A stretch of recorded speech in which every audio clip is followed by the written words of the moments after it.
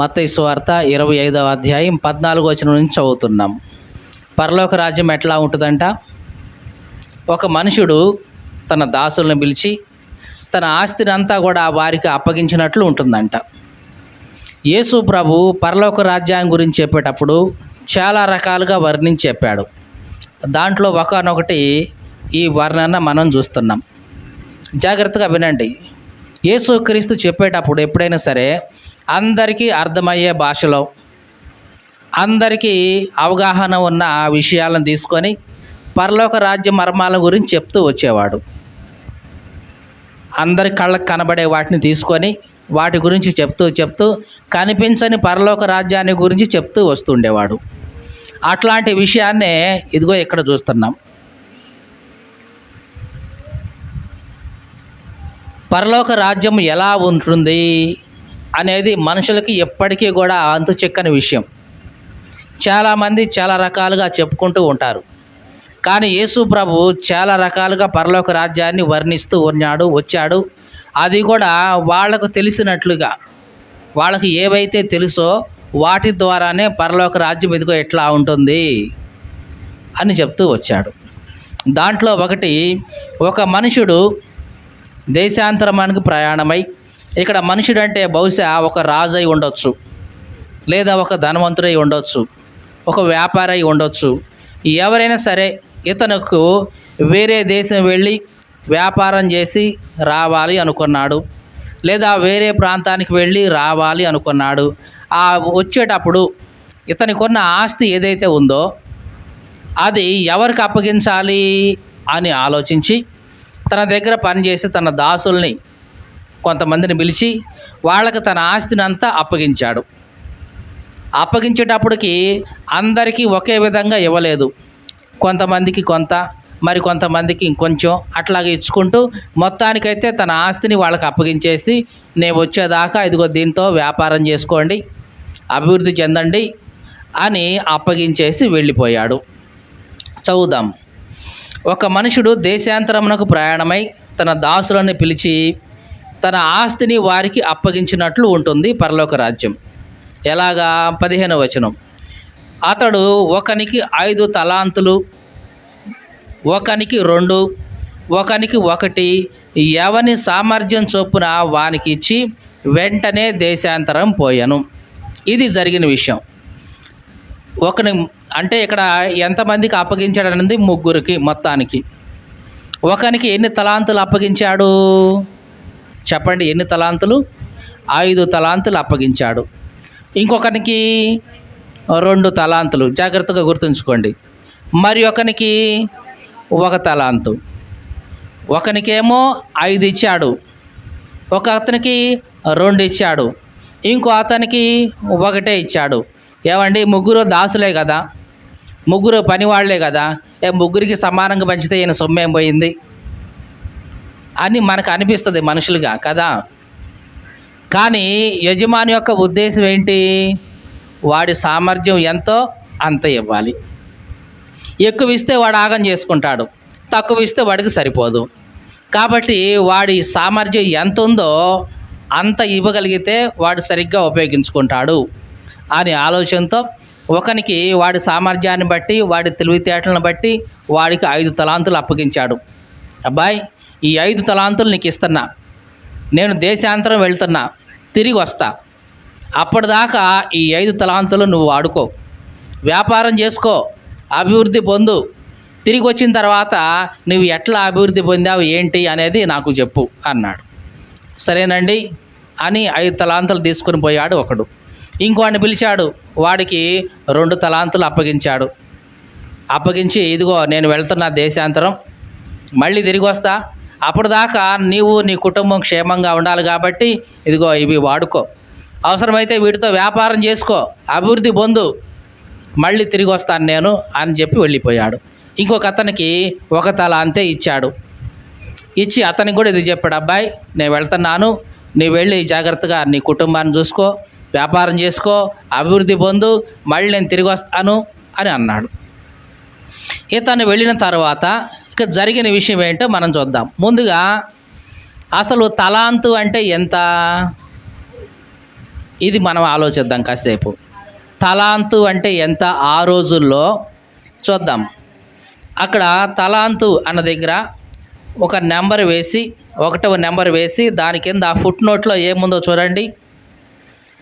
ఒక తలాంతు ఇంచుమించు 3600 రూపాయలు కావచ్చు. ఒక తలాంతు ఎంత చెప్పండి? 3600 రూపాయలు. ఇంతకీ 3600 రూపాయలు అంటే ఆ రోజుల్లో ఎంతో తెలుసా? ఆ రోజుల్లో ఎంతో తెలుసా? ఈ రోజుల్లో కూలి ఎంత? 1000 రూపాయలు అనుకుందాం. ఒక మగ మనిషి కూలికి పోతే ఎంత? 1000 రూపాయలు. కానీ ఆ రోజుల్లో ఒక మగ మనిషి కూలికి పోతే అతనికి వచ్చే డబ్బులు ఎన్నంటే 1 దేనారం. ఎంత కూలి? 1 దేనారం. ఆ దేనారం విలువ ఎంత అనుకుంటున్నారు? ఇంచుమించు ₹1/2. ఎంత? ఇంచుమించు ఎంత? ఒక రోజు కూలి మొత్తం ₹1/2 ఆ రోజు. మరి అట్లాంటి 2 దేనారాలు కలిపితే ₹1. ఇప్పుడు మీరు ఆలోచించండి, 3600 రూపాయలు అంటే, జాగ్రత్తగా చూడండి, 3600 రూపాయలు అంటే 3600 బై 360 వేయండి. ఎంత వస్తుంది? ఎందుకంటే 360 వేయాలి అంటారేమో. 360 అంటే సంవత్సరం. అదేంటంటే సంవత్సరం అంటే 365 రోజులు కదా, మీరేంటి 360 అంటున్నారు అంటారేమో. హెబ్రీలకి మనకైతే 365 రోజులు చూసుకుంటాం, కానీ వాళ్ళకి, ఇశ్రాయేలీలకి, హెబ్రీలకి సంవత్సరం అంటే 360 రోజులే. నెలకి 30 రోజులే. మనలాగా ఒకరోజు ఎక్కువ, ఒకరోజు తక్కువ. ఫిబ్రవరికి అయితే 28, 29 ఉంటాయి. ఇట్లా ఉండవు వాళ్ళకి. ఏ నెల అయినా సరే నెలకి 30 రోజులే. అట్లాగా 12 నెలలు వేసుకుంటే 12 3 36, అంటే 360 రోజులు టెన్షన్గా వాళ్ళకి సంవత్సరం. మనకైతే ఇంకో 5 రోజులు ఎక్స్ట్రా కలుస్తుంది. మరి 3600 రూపాయలని డివైడెడ్ బై 360 చేస్తే అంటే 10 సంవత్సరాలు. ఏది? 10 సంవత్సరాలు వస్తుంది. కానీ ఇక్కడ 3600 రూపాయలు అంటే రూపాయికి కనీసం సంపాదించడానికి ఎన్ని రోజులు పట్టుద్ది చెప్పండి? 2 రోజులు పట్టుద్ది కదా. అంటే 10 × 2 అంటే 20 సంవత్సరాల కూలి. ఒక్క మాటలో చెప్పాలంటే అర్థమైందా? 1 తలాంతు అంటే ఎంత ఆ రోజుల్లో? ఒక మగ మనిషి రోజుకు 1000 రూపాయల చొప్పున, ఇట్లాగనుకుంటే రోజుకు 1 దేనారం చొప్పున సంపాదిస్తే ఆ 3600 రూపాయలు సంపాదించడానికి, కూడబెట్టడానికి కాదు నేను చెప్తుంది. కూడబెట్టమంటే ఖర్చు అయిపోగా మిగిలిన దాచిపెట్టుకోవటం, అది కాదు. సేవింగ్ గురించి కాదు నేను చెప్తుంది. 3600 రూపాయలు సంపాదించాలంటే, 1 దేనారం సంపాదించాలంటే ఒక మగ మనిషి ఆ రోజుల్లో 20 సంవత్సరాలు పట్టుద్ది. ఎన్ని సంవత్సరాలు? అంటే 20 సంవత్సరాల కూలి అన్నమాట 1 తలాంతు అంటే. ఇప్పుడు అట్లాంటి 20 సంవత్సరాల కూలిని, 1 తలాంతుని ఒకడికి 5 ఇచ్చాడు. అంటే 5 × 20 100 సంవత్సరాల కూలి వాడికి. ఇంకోటికి ఎన్ని ఇచ్చాడు? 2 తలాంతులు. అంటే 2 × 20 సంవత్సరాలు 40 సంవత్సరాల కూలి వాడికి ఇచ్చాడు వ్యాపారం చేసుకోవడానికి. ఇంకొకటికేమో 1 తలాంతే ఇచ్చాడు. 1 తలాంత అంటే తక్కువేమి కాదు, 20 సంవత్సరాలు కష్టపడితే వచ్చిన డబ్బు అన్నమాట, అది ఇచ్చాడు. మొత్తానికి ముగ్గురు కూడా తీసుకెళ్ళారు, వ్యాపారం చేశారు. వ్యాపారం చేసిన తర్వాత చాలా కాలం తర్వాత ఈ యజమానుడు మళ్ళీ తిరిగి వచ్చాడు. తిరిగి వచ్చిన తర్వాత ఎవరెవరికైతే తన ఆస్తిని అప్పగించాడో, ఎవరెవరికైతే డబ్బు ఇచ్చి వెళ్ళిపోయాడో వాళ్ళందరినీ ఒక్కొక్కరిని పిలుస్తూ వచ్చాడు. 5 తలాంతులు తీసుకొని వాడు వెళ్ళి వాటితో వ్యాపారం చేసి మరి 5 తలాంతులు సంపాదించాడు. చూడండి, ఇతని సామర్థ్యం కరెక్ట్గానే ఉంది కదా.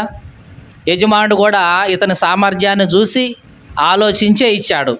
5 తీసుకున్నవాడు వ్యాపారం చేసి ఏం చేశాడు? ఇంకో 5 సంపాదించాడు. ఇంకా చదువుదాం. అలాగుననే 2 తీసుకున్నవాడు మరి 2 సంపాదించాడు. ఇతను కూడా కరెక్ట్గానే ఉపయోగించుకున్నాడు. ఇక 18వ వచనం.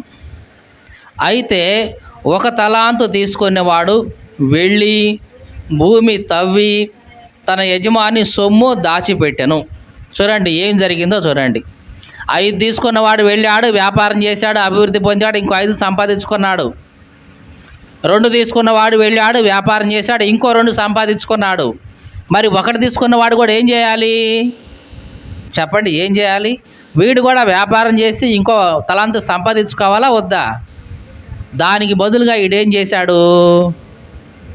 వెళ్ళి గుంట తవ్వి ఆ గుంటలో ఈ సొమ్మంతా దాచిపెట్టి కప్పేసి వాడి పని వాడు చూసుకుంటూ పోయాడు. బాగుపడరా నాయన, ఎదగరా నాయన, అభివృద్ధి పొందరా నాయన అని డబ్బులు ఇచ్చిపోతే ఈ డబ్బులను వాడు ఏం చేస్తున్నాడు?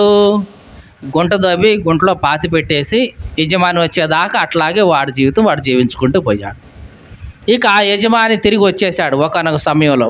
ఏం జరిగిందో చూద్దాం. ఇక బహుకాలమైన తర్వాత, అంటే చాలా కాలం తర్వాత ఆ దాసుల యజమానుడు వచ్చి వారి వద్ద లెక్క చూసుకున్నాడు.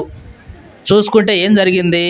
అప్పుడు 5 తలాంతులు తీసుకునేవాడు మరి 5 తలాంతులు తెచ్చి, అయ్యా నీవు నాకు 5 తలాంతులు అప్పగించితివే, అవియే కాకుండా మరి 5 తలాంతులు సంపాదించాను అని చెప్పాడు. చెప్తే ఏమన్నాడు యజమానుడు? అతని యజమానుడు, బలా నమ్మకమైన మంచి దాసుడా, నీవు ఈ కొంచెంలో నమ్మకంగా ఉంటివి గనుక నిన్ను అనేకమైన వాటి మీద నియమిస్తాను, నీ యజమాని సంతోషంలో పాలు పొందుమని అతనితో చెప్పాను. చూడండి ఏమని చెప్పాడు?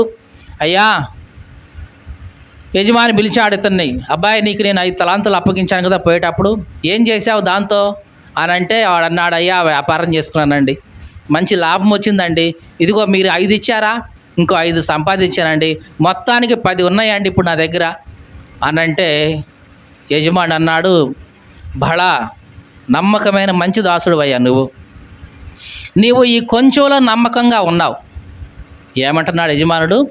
ఈ కొంచెంలో అంటే 5 తలాంతులు కూడా యజమాని దృష్టిలో ఎట్లాంటివి చెప్పండి? 1 తలాంత్ అంటేనే 20 సంవత్సరాల ఆదాయం. మరి అట్లాంటిది 100 సంవత్సరాల ఆదాయం వాడికి ఇచ్చి కూడా యజమానుడు ఏమంటున్నాడు? ఈ కొంచెంలో నువ్వు నమ్మకంగా ఉన్నావు. అంటే 5 తలాంతులు అనేది యజమానికి కొంచెం కిందే లెక్క అన్నమాట. నేను నీకు ఇచ్చింది కొంచెమేనబ్బాయి, అది కూడా ఎంత? ఒక 5 తలాంతులు ఇచ్చానంతే. అయినా సరే నువ్వేం చేసావో తెలుసా? వ్యాపారం చేసావు, మళ్ళీ ఇంకొక 5 సంపాదించావయ్యా, భలే బాగుంది అని. ఇంకా ఏమన్నాడు? సంపాదించింది నాకు ఇవన్నీ అన్నాడా? చెప్పండి ఏమన్నాడు యజమానుడు? ఇదిగో నా సొమ్ము నాకు అన్నాడా? అనలేదు. పోనీ నీకు వచ్చిన లాభం నాకు అన్నాడా? అనలేదు. పోనీ ఎంతో కొంత అన్నాడా? అనలేదు. పోనీ దశం భాగం అన్నాడా? అనలేదు. మరి ఏమన్నాడు? నువ్వు నమ్మకంగా వ్యాపారం చేసి సంపాదించి అభివృద్ధి పొందావు కాబట్టి ఇదిగో నీకు నేను ఇంకా ఎక్కువ ఇస్తా, నిన్ను అనేకమైన వాటి మీద నియమిస్తా, ఇదిగో నాతో పాటు నువ్వు సంతోషంగా నా సంతోషంలో పాలు పొందు అన్నాడు. అంతేగాని నా డబ్బులు నాకు తిరిగి ఇచ్చేయి అనలేదు, నీవు లాభం సంపాదించింది నాకు ఇవ్వు అనలేదు. అతని దగ్గర నుంచి ఏమీ ఆశించలేదు సరికదా. అతను నమ్మకంగా పని చేసుకున్నాడు కాబట్టి ఇంకా ఇదిగో నీకు ఇస్తాను, కాబట్టి నువ్వు సంతోషంగా ఉండు అన్నాడు. సరే, ఇతను వంతు అయిపోయింది. ఇంకో అతను ఎన్ని తీసుకున్నాడు చెప్పండి? ఎన్ని తీసుకున్నాడు? 2 తీసుకున్న వాడిని పిలిచాడు. అబ్బాయి నీకు 2 తలాంతులు ఇచ్చాను కదా నేను, మరి ఏం చేశావేంటి వాటితో అని అంటే వాడు అన్నాడు, అయ్యా నేను వ్యాపారం చేశానండి, 2తో పాటు ఇంకో 2 సంపాదించానండి, ఇదిగోండి చూడండి అని చూపించాడు. అప్పుడు మెచ్చుకున్నాడు యజమానుడు. ఏమని చూద్దాం. అప్పుడు యజమానుడు, బలా నమ్మకమైన మంచి దాసుడా, నీవు ఈ కొంచెంలో నమ్మకంగా ఉంటివి, నిన్ను కూడా అనేకమైన వాటి మీద నియమిస్తా, నీ యజమాని సంతోషంలో పాలు పొందు అని అతనితో కూడా చెప్పాడు. రైట్, ఇద్దరికి బాగా ఉంది, మంచిగా వ్యాపారం చేసుకున్నాడు. ఇద్దరి దగ్గర నుంచి యజమానుడు ఏమీ ఆశించలేదు, చక్కగా వాళ్ళు అభివృద్ధి పొందారు, బాగుపడ్డారు, అంతే చాలు అనుకున్నాడు. ఇక 3వ వాడి దగ్గరికి వచ్చాడు. 3వ వాడిని పిలిపించాడు. పిలిపిస్తే ఇతను ఏమన్నాడో చూద్దాం. తరువాత 1 తలాంతు తీసుకునేవాడు వచ్చి ఏమంటున్నాడు, అయ్యా నీవు విత్తని చోట కోసేవాడివి, చల్లని చోట పంట కూర్చుకునేవాడివి, అట్లాంటి కఠినుడు అని నాకు తెలుసు. అందుకనే నేను నీకు భయపడి వెళ్ళి నీ తలాంతు భూమిలో దాచిపెట్టా. ఇదిగో నీది నీకు తీసుకో అని అంటున్నాడు. అసలు ఇవ్వమని యజమానుడు అడిగాడా? చెప్పండి. నా తలాంతు ఏది ఇవ్వు అని అన్నాడా? అనలేదు. కానీ ఇతను యజమానుని ఎట్లా చూస్తున్నాడు? అయ్యా, నువ్వు మంచివాడివి కాదు, నీ బుద్ధి నాకు తెలుసు, నీది మంచి బుద్ధి కాదు అని యజమానుడి మీద ఇదిగో వ్యతిరేకంగా ఆలోచన చేస్తున్నాడు. బాగుపడరా నాయన అని 20 సంవత్సరాలు ఆదాయం చేతికిస్తే బాగుపడటానికి బదులుగా, వ్యాపారం చేసుకుని అభివృద్ధి పొందడానికి బదులుగా వీడేం చేశాడు? ఆ సొమ్ము తీసుకెళ్ళి భూమిలో పాతేశాడు. ఎందుకు పాతేశావని యజమాని అడక్క మునిపే చెబుతున్నాడు విషయం మొత్తం. అయ్యా, నీ సంగతి నాకు తెలుసు, నువ్వు ఎట్లాంటివాడివో నాకు తెలుసు. ఎట్లాంటివాడంట యజమాని? ఎట్లాంటివాడంట? విత్తని చోట కోసేవాడు. విత్తని చోట కోసేవాడు అంటే ఏంటి? నువ్వు విత్తనం విత్తవో అయినా సరే నువ్వు అక్కడ పంట కోసుకోవాలని చూస్తుంటావు. నీవు అక్కడ విత్తనాలు చల్లవో అయినా సరే నువ్వు కూర్చుకుందామని చూస్తూ ఉంటావు. అంటే నువ్వు కష్టపడకుండానే ఉచితంగా వచ్చేది మొత్తం కూడా నీకు తీసుకోవాలనుకుంటావు. నువ్వు అట్లాంటి వాడివి నువ్వు అని అంటున్నాడు.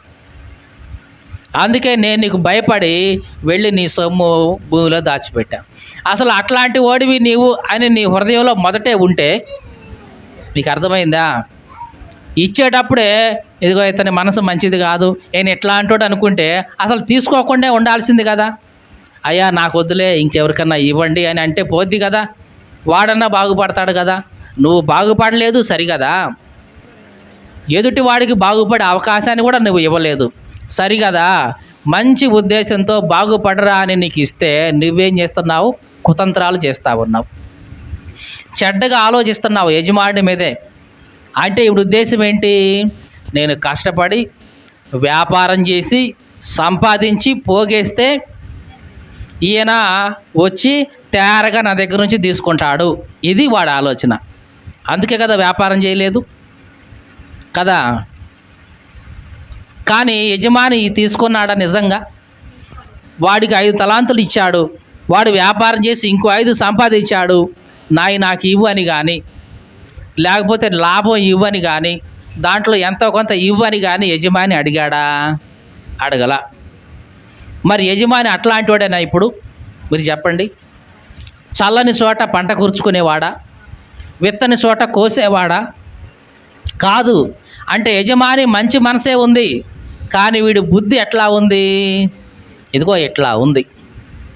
యజమాని మీద చెడ్డ దృష్టి వీడికి ఉంది. యజమాని గురించిన మంచి ఆలోచన లేదు వీడికి. ఎంతసేపటికి ఇదిగో నేను సంపాదిస్తే తేరగా తీసుకునేవాడు అని అనుకుంటున్నాడు యజమాని గురించి. పైగా ఏమంటున్నాడు? నువ్వు ఎట్లాంటి వాడివని నాకు తెలుసు, అందుకే నేను నీకు భయపడి ఇదిగో భూమిలో పాతేశా, ఇదిగో నీది నువ్వు తీసుకో అని యజమాని చేతిలో పెడుతున్నాడు. ఈ యజమానుడికి చాలా కోపం వచ్చింది. నిజానికి యజమానుడు అట్లాంటి వాడు కాదు, తీసుకునేవాడు కాదు. పైగా ఇతను యజమాని మీద నిందలేసి ఇదిగో నీది నువ్వు తీసుకో అని చేతులు పెడుతున్నాడు. అసలు నీకు అట్లాంటి బుద్ధి ఉందనుకున్నప్పుడు మొట్టమొదట్లోనే నాకు వద్దులు అని చెప్పొచ్చు కదా, వేరే వాళ్ళకి ఇవ్వచ్చు కదా. పోనీ నువ్వు వాడుకోలేదు సరే, వేరే వాళ్ళకి ఇవ్వచ్చు కదా. నువ్వు వాడుకోలేదు, వేరే వాళ్ళకి ఇవ్వలేదు, చివరికి భూమిలో పాతి పెట్టి ఊరికే ఉపయోగం లేకుండా చేశాం. ఇప్పుడు యజమానుడు ఏమంటున్నాడో చూడండి, చదువుదాం. 26వ వచనం. అందుకు అతని యజమాని వారిని చూసి, సోమరివైన చెడ్డ దాసుడా, నేను విత్తని చోట కోసేవాడినా, చల్లని చోట పంట కూర్చుకునేవాడినా అని నీకు తెలుసా? ఒకవేళ నీకు అట్లా తెలిస్తే నీవు నా సొమ్ము తీసుకెళ్ళి సావుకారుల దగ్గర పెట్టేయచ్చు కదా, నేను వచ్చిన తర్వాత దాన్ని వడ్డీతో తీసుకునేవాడిని కదా అని చెప్పి ఆ తలాంతును వాడి దగ్గర నుంచి తీసేసి 10 తలాంతులు ఉన్నాయే వాడికి ఇచ్చేసేయండి. జాగ్రత్తగా చూడండి. ఏమంటున్నాడు యజమాని? సోమరివైన చెడ్డదాసుడా. అంటే వీడు ఎట్లాంటి వాడు చెప్పండి? పని చేసే ఉద్దేశం లేదు వీడికి, వ్యాపారం చేసుకునే ఉద్దేశం లేదు వీడికి. వీడి మనసు ఎట్లాంటిది? సోమరివాడు. సోమరివాడైతే బాగానే ఉంటుంది, భూమిలో పాతి పెట్టేశాడు, ఓకే. కానీ ఇంకొక మనసు కూడా ఉంది. ఎటువంటి వాడు? ఇతను చెడ్డవాడు. అంటే సహాయం చేసిన ఆ వ్యక్తి మీదనే చెడుగా ఆలోచించే మనసు ఉన్నవాడు ఇతను. ఇట్లాంటి ఇతన్ని అంటున్నాడు, ఇదిగో నేను విత్తని చోట కోసేవాడినా నేను, చలని చోట పంట కూర్చుకునేవాడినా నేను. సరే, అట్లాంటి వాడిని అని నీకు తెలిసిందే అనుకో, నువ్వు తీసుకెళ్ళి ఆ బ్యాంకులో పెట్టేసుకో డబ్బు, అంతే కదా. ఇక్కడ సాహుకారులు అంటే ఇంగ్లీష్లో ఏముంటుంది అంటే బ్యాంకర్స్ అని ఉంటుంది. తీసుకెళ్ళి బ్యాంకులో పడేయచ్చు కదా డబ్బులు. బ్యాంకులో పడేస్తే ఏమవుద్ది? కొంతకాలానికి నువ్వు పని చేసినా చేయకపోయినా వాడు ఇస్తాడు కదా ఎంతో కొంత వడ్డీ, ఇస్తాడా లేదా? కొంతకాలానికి వాడు కూడా ఎంతో కొంత వడ్డీ కల్పిస్తాడు కదా తిరిగి ఇచ్చేటప్పుడు. అనవసరంగా నువ్వు నా సొమ్ము ఎందుకు వృధాగా చేశావు అని ఏమి తెరిపిస్తున్నాడో చూడండి అతనికి. ఆ తలాంతు వాని దగ్గర నుంచి తీసివేసి 10 తలాంతులు గలవానికి ఇవ్వండి. జాగ్రత్తగా చూడండి. ఈ 1 తలాంతు తీసేశాడు. మరి ఎవరికి ఇచ్చాడు చెప్పండి? ఎవరికి ఇచ్చాడు? 10 తలాంతులు కలిగిన వాడికి ఇచ్చాడు. 10 తలాంతులు కలిగిన వాడంటే ఎవరు? మొట్టమొదటి వాడేగా. 5 ఇస్తే 5 సంపాదించుకున్నవాడేగా. అంటే ఇప్పుడు వాడి దగ్గర ఎన్ని ఉన్నాయి? 10 తలాంతులు ఉన్నాయి వాడి దగ్గర.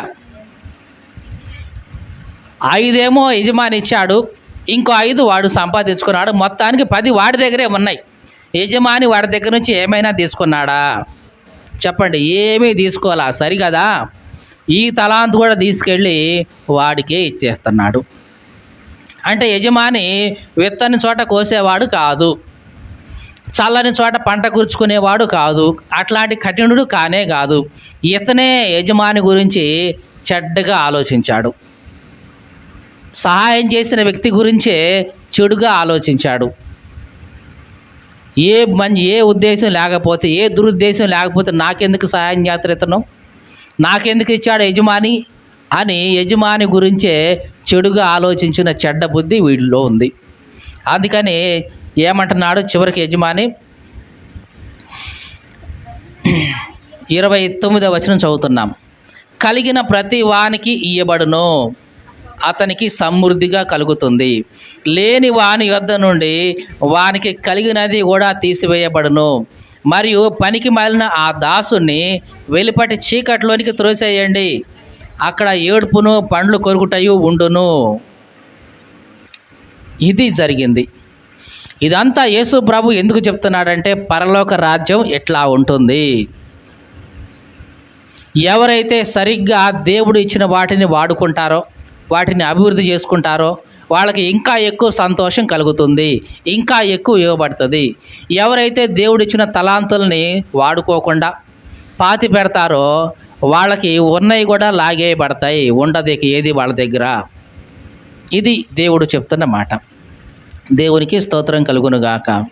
హల్లెలూయా. ఇక్కడ 29వ మాట మళ్ళీ చదువుదాం. కలిగిన ప్రతి వానికి ఇయ్యబడును, అతనికి సమృద్ధి కలుగుతుంది. లేని వాడికి, వినండి జాగ్రత్తగా, లేని వాడికి కలిగింది అనుకుంది కూడా తీసివేయబడుతుంది. అదేగా జరిగింది. ఇప్పుడు 10 తలాంతులు ఉన్నాయి వాడికి, కలిగిన వాడే.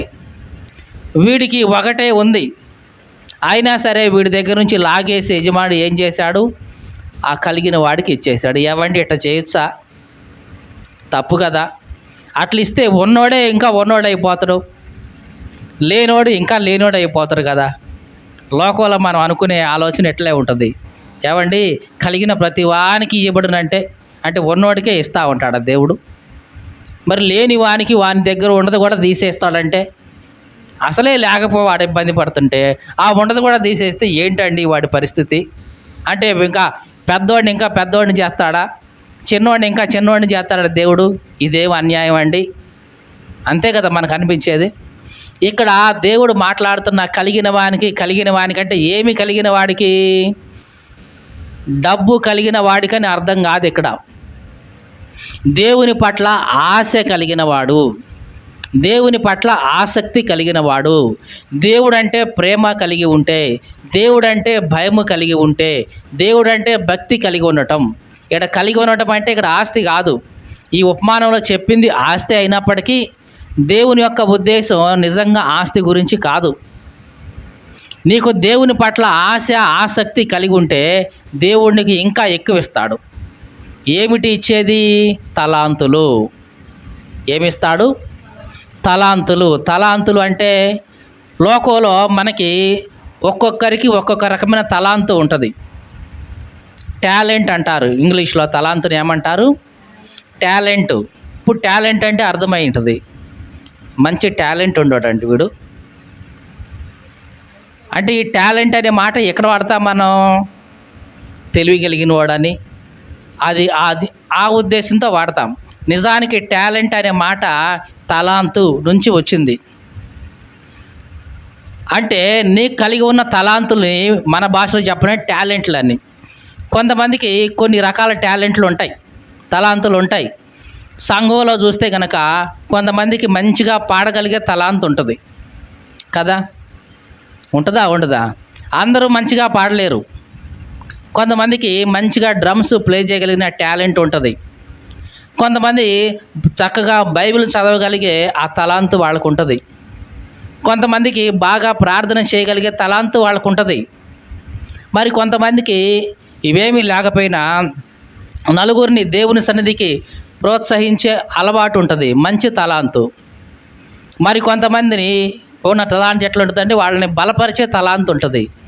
ఎవరైనా సరే బలహీనలు అవుతుంటే, దేవుని విషయంలో ప్రార్థనాహీనంగా ఉంటే వాళ్ళ దగ్గరికి వెళ్ళి వాళ్ళకి మంచి మాటలు చెప్పి వాళ్ళని బలపరిచే తలాంతు కొంతమందికి ఉంటుంది. ఇట్లాగా ఒక్కొక్కళ్ళకి ఒక్కొక్క రకమైన తలాంతు ఉంటుంది భూమి మీద. ఒక్కొక్కరికి ఒకటే ఉంటుంది, ఒక్కొక్కరు 2 ఉండొచ్చు, ఒక్కొక్కరు 3 ఉండొచ్చు, ఒక్కొక్కరు 4 ఉండొచ్చు, ఒక్కొక్కరికి 5 ఉండొచ్చు, 10 కూడా ఉండొచ్చు కదా. కొంతమందికి ప్రసంగం చేయగలిగే తలాంతు ఉంటుంది, పాడగలిగే తలాంతు ఉంటుంది, ప్రార్థన చేయగలిగే తలాంతు ఉంటుంది, వాక్యం చదవగలిగే తలాంతు ఉంటుంది, డ్రమ్స్ వాయించగలిగే తలాంతు ఉంటుంది. అన్నీ ఉంటాయి. అంటే దేవుడు వాళ్ళకి ఏమి ఇచ్చాడు? అన్నీ ఇచ్చాడు, ఎక్కువ ఇచ్చాడు. దేవునికి స్తోత్రం కలుగునుగాక.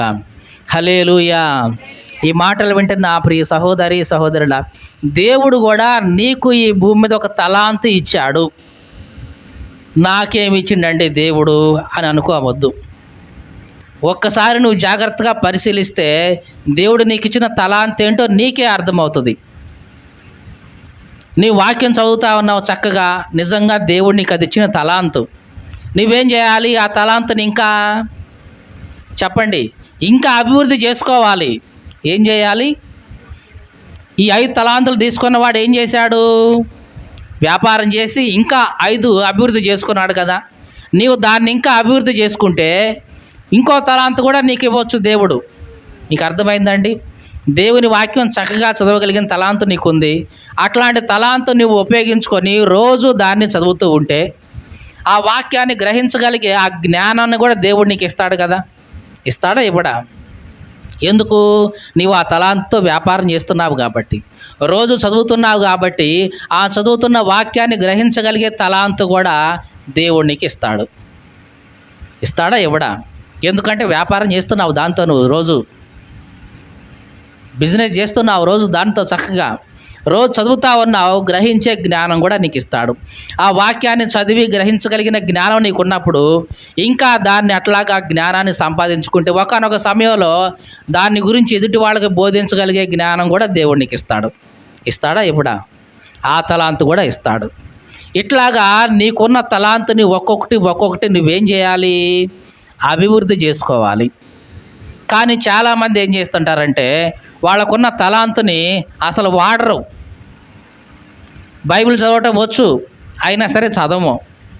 అంటే ఏం చేస్తున్నావు? నువ్వు నీ తలాంతు భూమిలో పాతి పెడుతున్నావు అన్నమాట. అంతే కదా. నీ తలాంతు దేవుడు నీకు ఇస్తే నువ్వేం చేస్తున్నావు? భూమిలో పాతి పెడుతున్నావు. పాతి పెట్టినోడికి జరిగింది ఏంటి? ఆ ఉన్న తలాంతుని కూడా లాగేసుకున్నాడు దేవుడు కదా. నీవు దేవుని వాక్యం చదవడం వచ్చి కూడా తలాంతు నువ్వు వాడకుండా అట్లాగే చదవకుండా భూమిలో పాతి పెడితే కొంతకాలానికి ఆ చదవగలిగి ఆ తలాంతుని కూడా దేవుని దగ్గర నుంచి లాగేసుకుంటాడు. తర్వాత నువ్వే అంట, నాకు ఈ మధ్య చదవటం రావట్లేదు ఎందుకో మరి అని అంటావా లేదా? ఒకప్పుడు బాగా చదివేవాడండి వాక్యం, ఒకప్పుడు బాగా చదివేదానండి, ఈ మధ్య అసలు నడవట్లా. ఏమి నడవట్లేదు? వాక్యం నడవట్లా, ఎందుకో చదువుతున్నా కానీ నాకు నడవట్లా ముందుకి అంటావు. అంటే ఏమైంది? తలాంతు పోయింది, దేవుడు లాగేసుకున్నాడు. ఎందుకంటే నువ్వు దాన్ని వాడటం లేదు కదా, అందుకన్నమాట. అందుకనే దేవుడు నీకు ఇచ్చిన తలాంతు ఏదుందో ఒకసారి ఆలోచించు. మంచిగా ప్రార్థన చేయగలిగే తలాంతు కొంతమందికి ఉంటుంది. ఎటువంటి తలాంతు ఇది చెప్పండి? ఎటువంటి తలాంతు? చక్కగా ప్రార్థన చేయగలిగే తలాంతు ఉంటుంది. అప్పుడేం చేయాలి? నువ్వు ఆ ప్రార్థనని ఇంకా వాడాలి, దానితో వ్యాపారం చేయాలి. వ్యాపారం చేయడం అంటే ఆడుకోబోవటం అని కాదు. ఎక్కువగా ప్రార్థన చేస్తే ఆ వాక్యాన్ని గ్రహించగలిగే తలాంతు కూడా దేవుడికి ఇస్తాడు. అవసరమైతే ఆ ప్రార్థన ద్వారా అనేక మందిని మార్చగలిగే తలాంతు కూడా దేవుడికి ఇస్తాడు. నీ కుటుంబాన్ని మార్చగలిగే ఆ గొప్ప తలాంతు కూడా దేవుడికి ఇస్తాడు. నీ బిడ్డల క్షేమాన్ని ఇవ్వగలిగే తలాంతు కూడా దేవుడికి ఇస్తాడు. ఇదంతా దేని ద్వారా? దేవునికి ఇచ్చిన ఆ ప్రార్థనని తలాంతుని నువ్వు వాడుకోవడం ద్వారా. మీకు అర్థమైందండి? కాబట్టి నాకు దేవుడు ఏమి ఇవ్వలేదే అని అనుకోవద్దు. వాక్యం చదివే తలాంతు ఉంటుంది, ప్రార్థన చేసే తలాంతు ఉంటుంది. కొంతమంది ఇంకా ఆసక్తిగా దేవునిలో ఉంటే వాళ్ళకి చక్కగా పాడగలిగే తలాంతు ఇస్తాడు, పాటలో రాయగలిగే తలాంతు ఉంటుంది, ఆ రాసిన వాటిని ట్యూన్ చేయగలిగే తలాంతు వస్తుంది. అన్నీ దేవుడు ఇస్తాడు. కానీ నువ్వేం చేయాలి? దేవునికి ఇచ్చింది ఒకటేగా అని చెప్పి పాతి పెట్టకూడదు. ఏం చేయకూడదు? ఈ మూడో వాడు చేసింది అదే. ఆ వాడికేమో 5 ఇచ్చాడు. ఏమనుకుని ఉంటాడు ఇవిడు? ఏమనుకుని ఉంటాడు? వాడికి 5 ఇచ్చాడు, వీడికి 2 ఇచ్చాడు, నాకు చూడబోతే 1 ఇచ్చాడు, నన్ను చిన్నచూపు చూశాడు ఈయన అని అనుకుని ఉంటాడు కదా. అయినా సరే ఏం చేయాలి? వీడు నాకు 1 ఇచ్చాడు, ఈ 1 జాగ్రత్తగా వాడుకొని అభివృద్ధి పొందాలనుకోవాలి. కానీ వాడికి 5 ఇచ్చాడు, ఈయన చూస్తే 2 ఇచ్చాడు, నాకు చూడబోతే 1 ఇచ్చాడు, చూసి ఎట్టా అంటాడు అని చెప్పి తీసిపోయి భూమిలో పాతి పెట్టాడు. దేవుడు నీకు ఎన్ని ఇచ్చాడు అని కాదు, వాటిని నువ్వు ఎట్లా వాడుతున్నావు అనేదే కావాలి. మీకు అర్థమైందండి? చాలామందికి చక్కగా పాడగలిగిన తలాంతు ఉంటుంది, కానీ పాటలు పాడండి అమ్మా, పాడయ్యా, పాడమ్మా అంటే వాళ్ళు ఆ తలాంతును వాడరు. నేను ఎందుకు పాడాలి? అదిగో ఆమె ఉందిగా, ఆమె పాడిద్ది, ఏముందిగా ఏం పాడిద్ది. మళ్ళీ బయటకు పోతే బాగానే పాడతావు, మళ్ళీ పొలాల్లో పోయి బాగానే పాడతావు, లేకుంటే ఎక్కడన్నా పెళ్ళి సీజన్లు వచ్చినప్పుడు అక్కడే బాగానే మైక్ తీసుకుని అక్కడ బాగా పాడతారు కదండి. మరి మందిరంలోకి వచ్చినప్పుడు మాత్రం దేవుడిచ్చిన తలాంతును మాత్రం అస్సలు వాడం. ఇది సరికాదు. దేవుడు మనకిచ్చిన తలాంతు ఒకటైనా సరే దాన్ని చక్కగా వాడాలి. వాడితే దేవుడు ఇంకా ఎక్కువ ఇస్తాడు నీకు. ఆశ కలిగి ఉండాలి, కలిగిన వాడికే ఇవ్వబడుతుంది. ఎవరికి? కలిగిన వాళ్ళకే ఇవ్వబడుతుంది. నిజంగా వాడుకోవాలి, సంపాదించుకోవాలన్న ఆశ నీకుంటే దేవుడికి ఇంకా ఎక్కువ ఇస్తాడు. ఆ ఆశ లేకుండా సోమరిపోతుగా ఉంటే ఇదిగో ఉండదు కూడా, ఊడిపోద్ది. మీకు అర్థమైందండి? దేవుడు నీకు ఇంకా ఇవ్వాలని ఆశపడుతున్నాడు. ఏం ఆశపడుతున్నాడు? దేవుడు నీకు ఇవ్వాలని ఆశపడుతున్నాడు.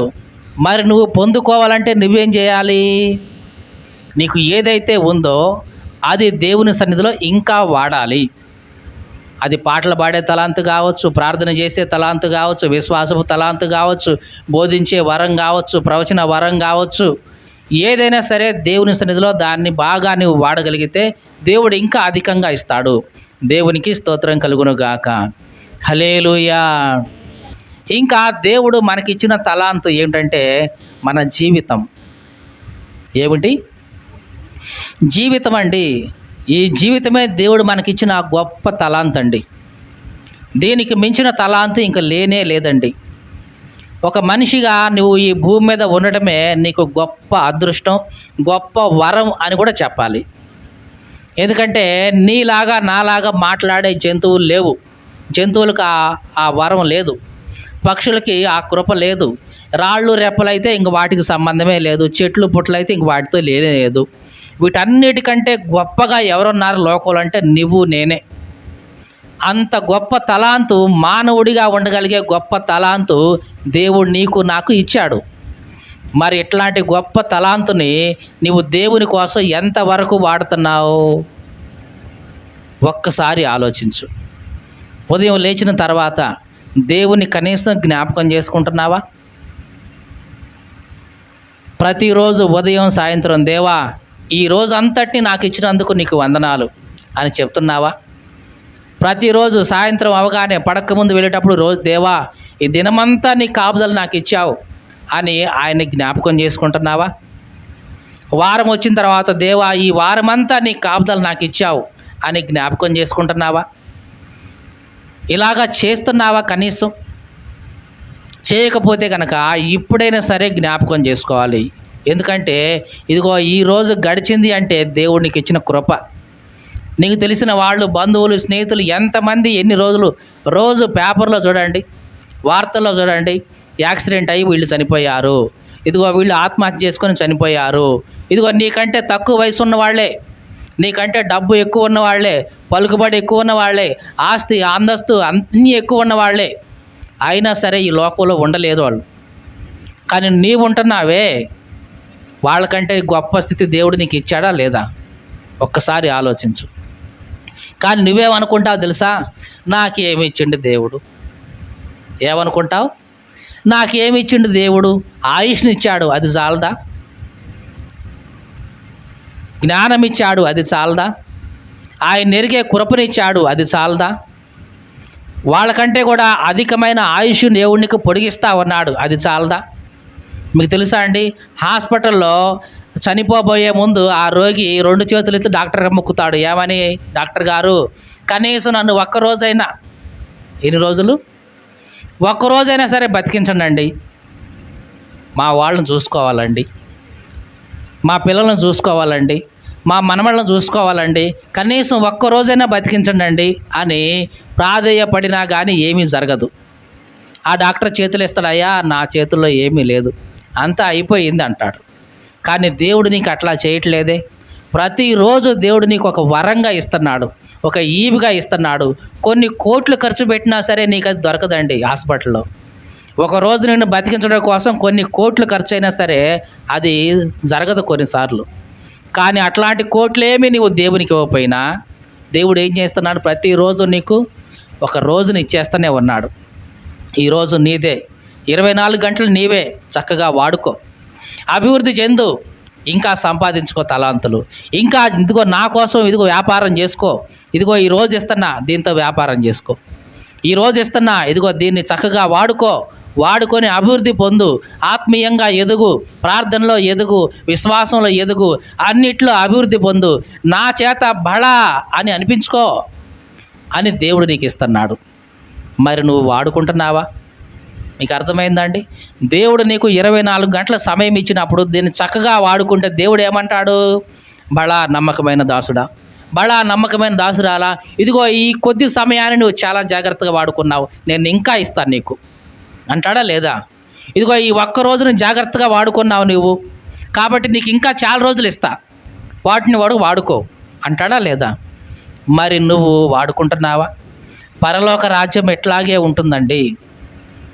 దేవుడు నీకు ఇస్తానే ఉంటాడు, నువ్వు దాన్ని అభివృద్ధి చేసుకుంటూనే ఉండాలి. లేదండి నేను సోమరిపోతుగా ఉంటాను, తిని నిద్రపోతాను తప్ప ఇంక ఏ పని చేయను అని అంటే కనుక నీకున్న దాన్ని కూడా దేవుడు లాగేసుకుంటాడు. అవసరమైతే నీకున్న ఆరోగ్యాన్ని లాగేసుకుంటాడు, అవసరమైతే నీకున్న ఆయుష్కాలాన్ని కూడా లాగేసుకుంటాడు. ఎందుకు? నీకున్న ఒకటి లేకపోయినా ఒకటి. ఉండి వ్యాపారం చేసి అభివృద్ధి పొందితే బాగుండేది, కానీ నువ్వు సోమరితనంగా అట్లాగే ఉంటున్నావు. నువ్వు ఉన్న ఒకటే లేకపోయినా ఒకటే అనుకుంటాడు, నీకున్న ఒకటే లేకపోయినా ఒకటి అనుకుంటాడు, నీకున్న భవిష్యత్తును లాగేస్తాడు, నీకున్న ఆయుష్కాలాన్ని లాగేస్తాడు, నీకున్న ఆరోగ్యాన్ని తీసేస్తాడు. ఎందుకు? ఇచ్చినా ఏం ఉపయోగం? వాడుకునేది కాదు, అభివృద్ధి పొందేది కాదు, ఎందుకు అనుకుంటాడు దేవుడు. దేవునికి స్తోత్రం కలుగును గాక. హల్లెలూయా. కాబట్టి దేవుడు మనకిచ్చిన ప్రతి తలాంతుని మనం ఏం చేయాలి చెప్పండి? ఏం చేయాలి? వాడుకోవాలి, బాగా వాడాలి. పాటలు పాడటం వచ్చా? బాగా శక్తి కొలద పాడటమే. వాక్యం చదవటం వచ్చా? చదవగలిగినంత చదవడమే. ప్రార్థన చేయడం వచ్చిందా? చేయగలిగినంత సమయం ప్రార్థన చేస్తూనే ఉండాలి. వాక్యం బోధించగలిగే సామర్థ్యం ఉందా? ఎంతవరకు బోధించగలిగితే అంతవరకు బోధిస్తూనే ఉండాలి. ఇలాగా దేవుడు నీకు ఇచ్చిన ప్రతి దాన్ని చక్కగా నువ్వు ఎప్పుడైతే వాడతావో దేవుడు నీకు ఇంకా ఇస్తాడు. అది ఆరోగ్యమైనా సరే ఇంకా ఇస్తాడు, ఆయుష్కాలమైనా సరే ఇంకా ఇస్తాడు, సంవత్సరాల యొక్క పొడిగింపైనా సరే ఇంకా నీ జీవితకాలాన్ని పొడిగిస్తాడు, నువ్వు దేవుని కోసం అభివృద్ధి పొందుతూ ఉంటే గనక. మరి అభివృద్ధి పొందుతున్నావా? లేదా ఆ సోమరి వాడిలాగానే భూమిలో పాతేసి ఇదిగో నీది నువ్వు తీసుకో అని అంటావా? ఒక్కసారి మనలను మనం పరీక్షించుదాం.